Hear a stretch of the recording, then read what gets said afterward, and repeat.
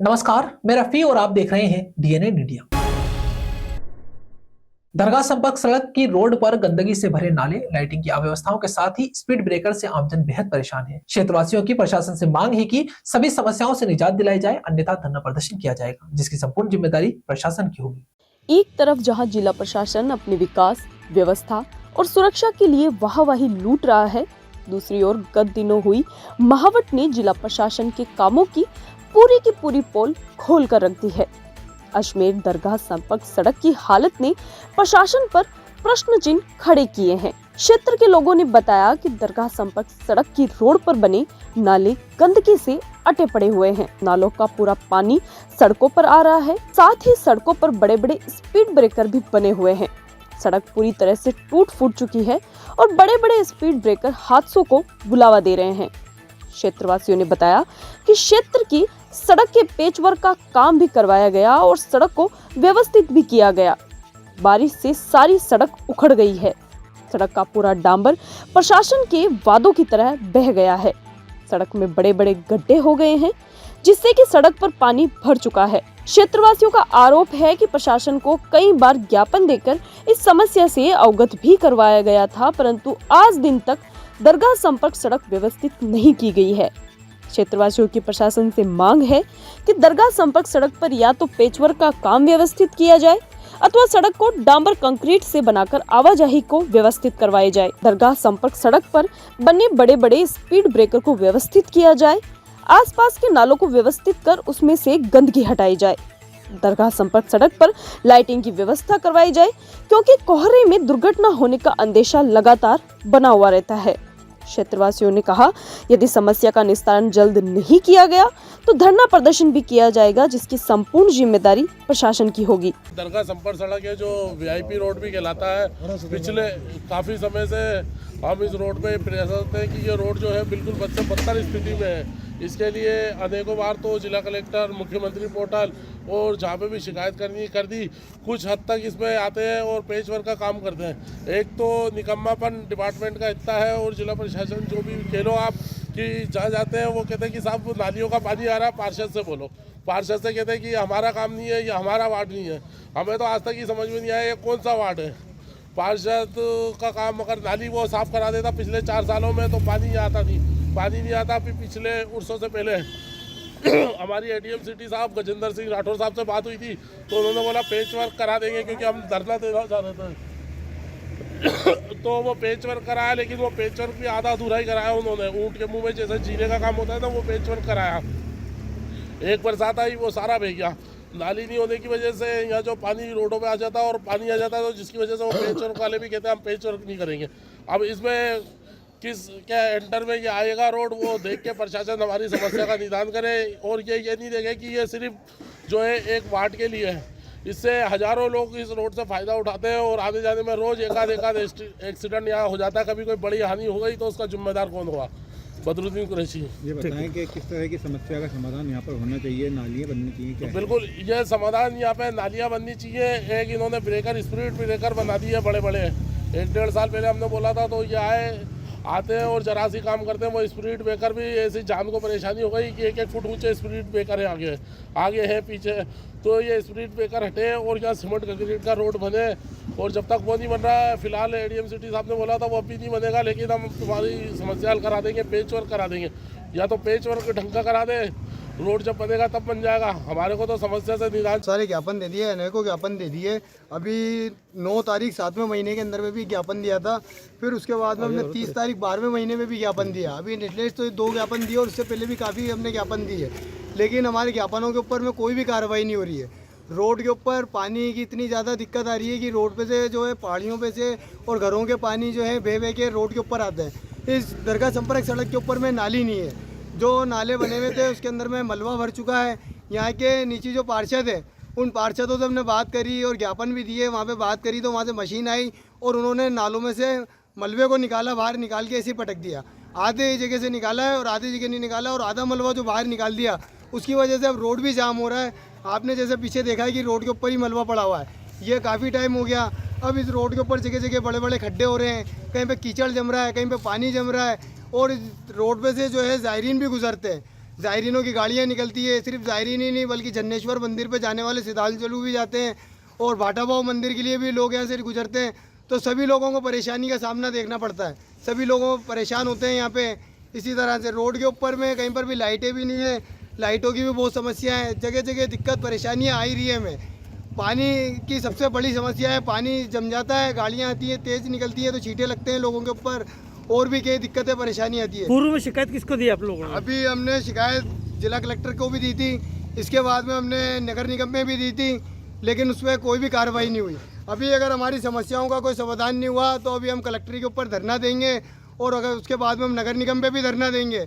उसके बाद भी अगर हमारी सुनवाई नहीं हुई तो फिर हम रोड जाम करेंगे। अजमेर के फैसागर रोड स्थित मकान में गत महीने हुए किराएदार द्वारा मकान मालिक के घर में 10 लाख की चोरी के संबंध में परिवादी एसपी कार्यालय पहुंचे और किराएदार से चोरी का माल बरामद करने व प्रकरण में निष्पक्ष जांच करने की एसपी वंदिता राणा से गुहार लगाई। अजमेर के फैसागर रोड स्थित गत महीनों पूर्व किराएदार द्वारा मकान मालिक के घर पर 10 लाख की चोरी के संबंध में परिवादी एसपी कार्यालय पहुंचे और किराएदार से चोरी का माल बरामद करने व प्रकरण में निष्पक्ष जांच करने की एसपी वंदिता राणा से गुहार लगाई है। पीड़ित परिवार का कहना है कि चोरी से पूर्व पूरा परिवार गंगा प्रसादी पर बाहर गया हुआ था। पीछे से किराएदार द्वारा चोरी की वारदात को अंजाम दिया गया था। पीड़ित परिवार का कहना है कि चोर 10 तोला सोना, आधे किलो चांदी व 80,000 नगद चोरी करके फरार हो गया था। जहांगंज थाने में इस पूरे मामले की रिपोर्ट दर्ज करवाई गई थी, परंतु आज दिन तक चोरी का माल बरामद नहीं हुआ। पीड़ित परिवारजनों का आरोप है कि जांच अधिकारी द्वारा बदमाश से सख्ती से पूछताछ नहीं की गई है। पुलिस द्वारा जांच के दौरान बदमाश को घर से कमरा खाली करवाकर अन्यत्र भिजवा दिया गया था। साथ ही बताया कि चोर द्वारा जिस सुनार को सामान बेचा गया उसे भी इस प्रकरण में छानबीन नहीं की गई थी, परंतु कठोर कार्रवाई के अभाव में आज दिन तक मामले में निष्पक्ष जांच नहीं हो पाई है। इस पूरे मामले को लेकर परिवारजनों ने एसपी से निष्पक्ष जांच की गुहार लगाई है। हमारे घर पे किराएदार को बोला के गए, वो क्यों में हम नहीं रख लेंगे इसकी। मेरी बेटी गुजर की कपड़ा लेके गए और पीछे से वो चोरी करके वहाँ से चला गया। के मैं फ़ोन किया कि मैं जा रहा हूँ, अरे भाई ताला तो लगाओ, तो ताला भी नहीं लगाया, चले गए। शाम को हम आए तो आगे बस रोना दौड़ा, देखा तो ताला वो माल वहाँ नहीं। क्या क्या था माल के अंदर? 10 तोला तो सोने की चीज़ें, हाँ। और 80,000 रुपया नगद, आधा किलो चांदी, 4-5 डिब्बा था उसमें। सोने चांदी की बींटियाँ भी थी, सोने की भी बींटियाँ थी। और ये देखो, ये पैर रखी मेरी बहू, ये सोना की चीज़ें थी, ये चोरी हुई है। अच्छा अच्छा, अंगूठियाँ और चोरी हो गई थी। हम सब लोग, मेरी बुआ का देहांत हो गया था तो वहाँ गए हुए थे। घर आके देखे तो चोरी हो चुकी थी। चोरी में 10 तोला सोना था, आधा किलो चांदी थी और 80,000 कैश था। और पुलिस वालों को फिर एफआईआर कराई गई, एफआईआर कराई और हमने शक बताया है कि हमारे किराएदार है, उन पर शक है। लेकिन पुलिस ने 2 दिन बाद ही किराएदार से घर खाली करवा दिया गया। पुलिस ने करवाया? पुलिस के द्वारा किराएदार घर खाली करवा दिया गया। हमने बोला उन पे ही शक था हमको। फिर 7 महीने से कुछ पता चला नहीं। 2-3 बार एसपी के पास जा चुके, आईजी के पास जा चुके, पर अभी तक कुछ हुआ नहीं है। अभी 7 महीने बाद में चोर पकड़ा गया। चोर ने कहीं और चोरी करी थी 7 महीने में। सट्टे खेलता था वो, ये जुए वगैरह ये सब खेलता था, उसमें पैसे लगा दिए उसने। 7 महीने बाद अब चोर पकड़ा गया, लेकिन हमारा माल बरामद नहीं हुआ। कचेरी रोड पर श्री व्यापारिक महासंघ के व्यापारियों ने यूजर चार्जेस को लेकर विरोध प्रदर्शन किया। व्यापारियों की मांग है कि नगर निगम यूजर चार्जेस को खत्म करे, अन्यथा व्यापारिक संघ अजमेर शहर में विरोध प्रदर्शन करते हुए अनिश्चितकालीन बाजार बंद करेंगे। कचहरी रोड पर श्री अजमेर व्यापारिक महासंघ के व्यापारियों ने यूजर चार्जेस को लेकर विरोध प्रदर्शन किया। व्यापारियों ने बताया कि 2022 में ही व्यापारियों ने नगर निगम द्वारा लगाए जा रहे यूजर चार्जेस को सिरे से नकार दिया था, जिसके तहत 2022 में अजमेर शहर में प्रदर्शन किए गए थे, जिसके अंतर्गत पूरा अजमेर शहर बंद किया गया था। इसके बावजूद 2025 में वापस यूजर चार्जेस का मुद्दा खड़ा हो गया। इन मुद्दों को लेकर अजमेर के व्यापारिक संगठनों ने कचहरी रोड पर प्रशासन के खिलाफ नारेबाजी कर विरोध जताया। व्यापारियों ने बताया कि शहर के 124 व्यापारिक संगठनों से वे मुलाकात कर यूजर चार्जेस के मुद्दों पर चर्चाएं की जा रही हैं और प्रशासन द्वारा लगाए गए यूजर चार्जेस को सिरे से नकारते हुए कहा कि अजमेर शहर के व्यापारियों की मांग है कि नगर निगम यूजर चार्जेस को खत्म करे, अन्यथा व्यापारिक संघ अजमेर शहर में विरोध प्रदर्शन करते हुए अनिश्चितकालीन बाजार बंद करेंगे। जैसा कि आपको पता है कि अजमेर में यूजर चार्ज का एक मुद्दा पहले 2 साल पहले भी चला था 2022 में। उसका श्री अजमेर व्यापार महासंघ के तत्वाधान में अजमेर के प्रत्येक व्यापारिक एसोसिएशन ने विरोध करा था और 20 दिसंबर 2022 को अजमेर बंद कराकर व्यापारियों ने अपनी एकता दिखा के यूजर चार्ज को सिरे से नकार दिया। बावजूद उसके कुछ समय पहले, अभी महीने या 20 दिन पहले ये मालूम पड़ा कि यूजर चार्ज वापस लागू कर दिया और हमारे व्यापारियों को परेशान किया जा रहा है। श्री अजमेर व्यापार महासंघ के हमारे पदाधिकारी हर एक बाजार में जा रहे हैं, रायशुमारी ले रहे हैं और इस बारे में व्यापारियों से बात कर रहे हैं। व्यापारी ऐसे हैं, कई गरीब लोग हैं जिनकी बोनी तक नहीं होती है और 250 रुपये महीना व्यापारी कहाँ से देगा। तो हमें पूरे शहर से एक ही विरोध मिल रहा है कि यूजर चार्ज तो हम किसी हालत में नहीं देंगे। इसके लिए चाहे हमें पहले तो हमने अजमेर बंद कराया था, आपके निश्चितकालीन अगर अजमेर बंद कराना पड़ा तो इसके लिए पूरा अजमेर का व्यापारी हमारे साथ है। भैया और व्यापारी को कितना मारोगे? व्यापारी को मरने मारने में तुले हुए हो आप लोग। पहले ही हम जो 5-6 साल से पीड़ित हैं, धंधा व्यापार था नहीं, रोड टूटे हुए थे, अब जाके रोड बने हैं तो अब आप उसमें पार्किंग शुल्क लगाओगे हमारे ऊपर। मतलब कोई फोटो स्टेट कराने 2 रुपए की आता है तो आप उससे 20 रुपए लोगे शुल्क, पार्किंग शुल्क। तो भाई हमारा इसका भी विरोध है। हमारा व्यापार धंधा तो पूरी तरह बंद है और इसको खत्म करने की कगार पर नगर निगम खड़ी हुई है। इसका हम पुरजोर विरोध करते हैं। कहाँ से देंगे भैया यूजर चार्ज? पहले भी रिक्वेस्ट की थी, अभी भी वही कहानी, वही रिपाइंड, वही रिपीट। मतलब ये लोग मानेंगे ही नहीं। जब तक हम अजमेर बंद नहीं करेंगे ये लोग मानेंगे ही नहीं है। हमें लगता है कि हमें अजमेर बंद करना पड़ेगा, तभी इनकी हज गर्मी खत्म होगी, तभी इनकी ये बात हमें मानेंगे। ये यहाँ रुकते एक छोटे से ब्रेक के लिए, जल्द हाजिर होंगे खबरों के नए सफर के साथ। कैंसर बीमारी ही ऐसी है, चिंता तो होगी ना। लेकिन अब अपनी चिंता को बदलो विश्वास में, क्योंकि आदिनाथ कैंसर मेडिसिटी में है रेडियोथेरेपी, कीमोथेरेपी और कैंसर सर्जरी के उपचार के साथ आधुनिक सुविधाएं भी। विजिट करें आदिनाथ कैंसर मेडिसिटी एट चाची आवास Ajmer.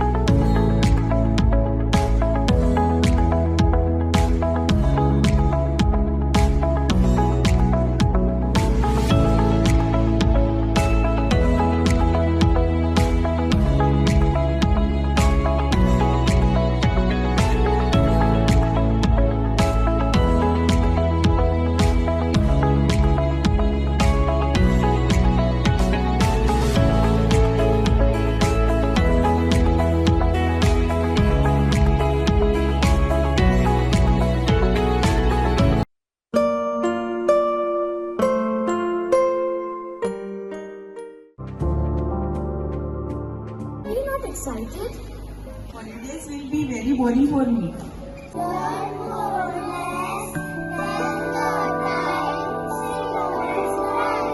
And for cuisine, black rice and sugar. This black rice has a very unique flavor. या किसी और दुकान के काउंटर पर नहीं होगी। हमारे यहाँ पर हर प्रकार की मिठाई शुद्ध देसी घी से तैयार की जाती है। और अगर घर में कोई पार्टी कर रहे हो या फिर विवाह का प्रोग्राम है, किसी बच्चे का जन्मदिन मना रहे हो, तो इन सब मौकों पर ऑर्डर पर स्पेशल मिठाई तैयार करवाने का खास प्रबंध किया गया है। इसके साथ हमारे यहाँ पनीर, दही, लस्सी आदि सामान भी मिलता है, जिसको आप ऑर्डर पर मंगवा सकते हैं। ज्यादा जानकारी के लिए आप हमें संपर्क कर सकते हैं। आशु स्वीट्स, नसीराबाद रोड, नगरा, अजमेर और आबकारी के पास Taragarh road, Ajmer. Mobile number 9414709358। Ajmer में जवाहरलाल नेहरू मेडिकल कॉलेज परिसर में राजस्थान नर्सेज एसोसिएशन के अध्यक्ष पद के लिए चेतन मीणा अपने समर्थकों के साथ प्रचार प्रसार करने में जुटे हुए हैं। नर्सेज की विभिन्न मांगों को सार्थक करने हेतु वे चुनाव में विजय होने के लिए उम्मीदवार चेतन मीणा व उनके समर्थक लगातार प्रचार प्रसार कर रहे हैं। अजमेर में जवाहरलाल नेहरू मेडिकल कॉलेज परिसर में राजस्थान नर्सेज एसोसिएशन के जिलाध्यक्ष पद के लिए चेतन मीणा अपने समर्थकों के साथ चुनाव प्रचार प्रसार में जुटे हुए हैं। चेतन मीणा ने मीडिया से रूबरू होते हुए बताया कि वे जिलाध्यक्ष के पद पर कार्यरत होकर नर्सेज के हितों में कार्य करेंगे।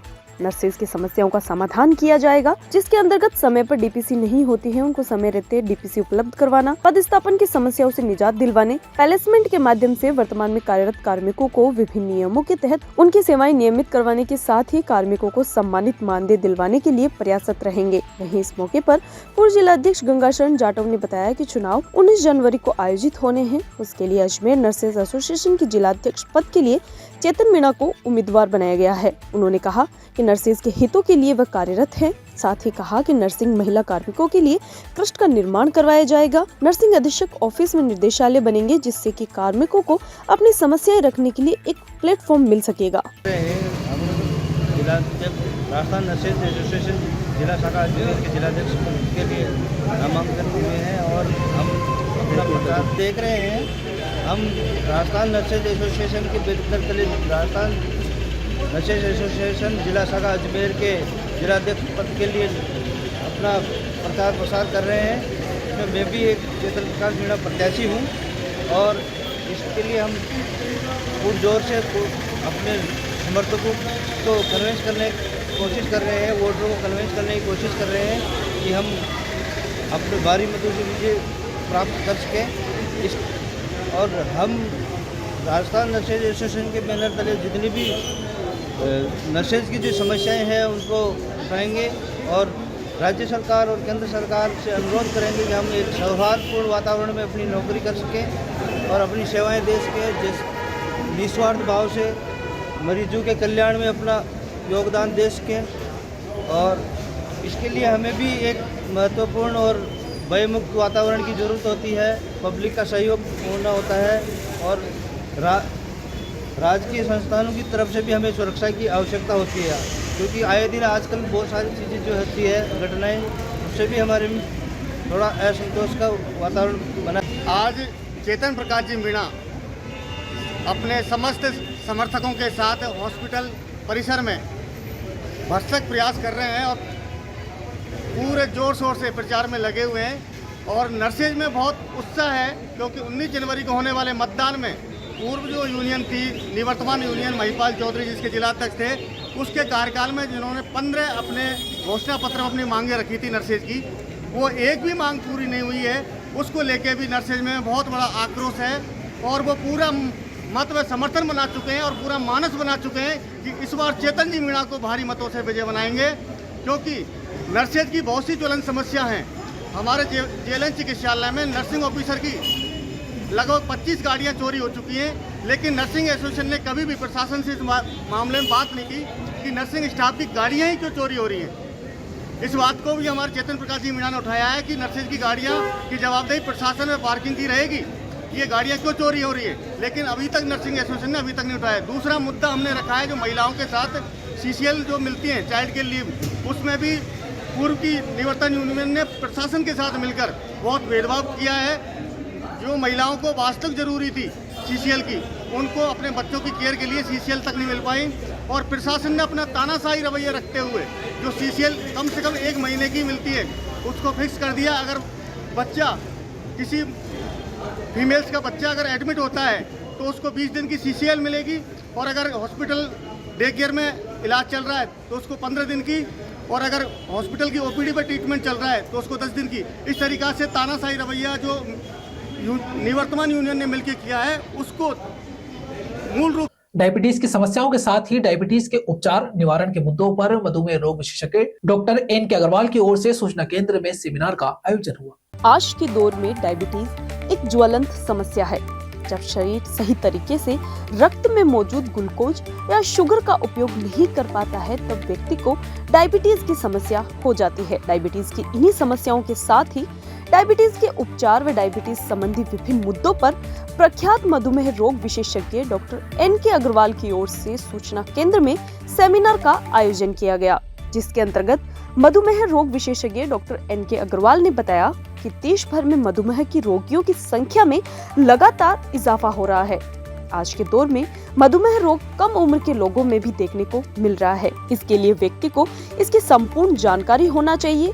खाने में परहेज व व्यायाम मधुमेह रोगियों के लिए फायदेमंद साबित होती है। साथ ही मधुमेह रोग की दवाइयाँ चिकित्सक की सलाह पर लगातार व नियमित रूप से लेनी चाहिए, जिससे कि मधुमेह रोग पर नियंत्रण पाया जा सके। बताया कि डायबिटीज एक आजीवन रहने वाली बीमारी है। इस बीमारी की अधिकता से व्यक्ति की नसों में सूजन, हार्ट संबंधी परेशानियां व मोटापा बढ़ने जैसी विभिन्न समस्याएं पैदा हो जाती है, जिनको नियंत्रित करने के लिए समय पर चिकित्सक की सलाह लेकर दवाइयां शुरू कर लेवें, ताकि मधुमेह रोग को नियंत्रित किया जा सके। जहां इस सेमिनार के अंतर्गत सूचना एवं जनसंपर्क अधिकारी के सहायक निदेशक भानु गुर्जर, पूर्व विधायक डॉक्टर श्री गोपाल बाहेती समेत कई गणमान्य उपस्थित रहे। के रोगी हमारे देश में बहुत तेजी से बढ़ रहे हैं और मधुमेह के रोगी अब कम उम्र में भी देखे जा रहे हैं। 15 साल की उम्र के बाद के भी टाइप 2 डायबिटिक्स हो रहे हैं। तो ऐसे परिस्थिति में हम लोगों को अपने मधुमेह की जानकारी और मधुमेह के बचाव और इसका इलाज के बारे में बहुत सचेत रहना चाहिए और विभिन्न तरीकों से, जैसे कि खाना पीना में परहेज और एक्सरसाइज, ये बहुत बड़े फ़ायदेमंद चीज़ें होती हैं और इससे भी अगर शुगर कंट्रोल नहीं हो तो दवाइयों की ज़रूरत पड़ती है। दवाइयों को अपने चिकित्सक की सलाह के साथ हमेशा निरंतर और नियमित समय पर लेना चाहिए और ब्लड प्रेशर और कोलेस्ट्रॉल कंट्रोल के लिए से आपके शुगर में बहुत फ़ायदा मिलता है। आजकल देखा जा रहा है कि कम उम्र ये बच्चे होते हैं जिनकी मोटापा बढ़ जाता है या कम उम्र में आज खेल कूद में कम समय बिताते हैं, जिससे कि ऐसा शरीर में चर्बी इकट्ठा हो जाती है, जिससे कि शुगर पचाने की क्षमता कम हो जाती है। अजमेर के चूड़ी बाजार स्थित नीम के बालाजी मंदिर में पोष महोत्सव का भव्य आयोजन किया गया। पोष महोत्सव के अंतर्गत मंदिर में 125 किलो का पोष बड़ा व 100 किलो दाल के हलवे का प्रसाद तैयार किया गया, जहां पर प्रसाद को बालाजी भगवान को अर्पित करके भक्तों में वितरित किया गया। अजमेर के चूड़ी बाजार स्थित नीम के बालाजी मंदिर में हर साल पोष महोत्सव का आयोजन किया जाता है, जहां आज इसी के तहत मंदिर में पोष महोत्सव का भव्य आयोजन किया गया। बालाजी का भव्य श्रृंगार किया गया। पोष महोत्सव के अंतर्गत मंदिर में 125 किलो पोष बड़े व 100 किलो दाल का हलवा प्रसाद के तौर पर मनाया गया।